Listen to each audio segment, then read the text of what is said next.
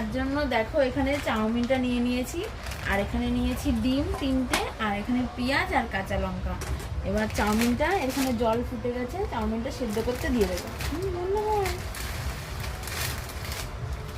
তো দেখো এখানে চাউমিনটা সেদ্ধ হয়ে গেছে।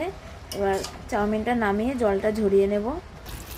দেখো চাউমিনটা আমি নামিয়ে নিয়েছি। এবার চাউমিনটা কিন্তু হালকা একটু ঠান্ডা জলে ধুয়ে নেব, নাহলে আমি এবার 3টে ডিমই ভেঙে দিয়ে দিলাম। এবার এই ডিম 3টে ভেজে নেব সুন্দর করে।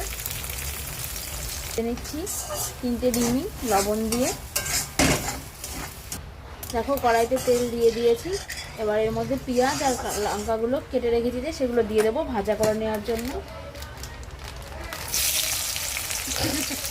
এগুলো একটু হালকা লাল লাল করে ভেজে নেব। তারপর দেখো এখানে আমার পেঁয়াজ লঙ্কাগুলো ভালো করে ভাজা হয়ে গেছে। এবার এর মধ্যে চাউমিনগুলো তুলে তুলে দিয়ে দেবো।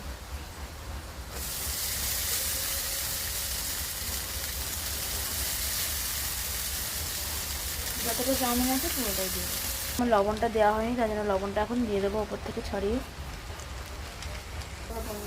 হ্যালো গাইস, দেখো এখন চাউমিন বানাচ্ছে আমার বোন।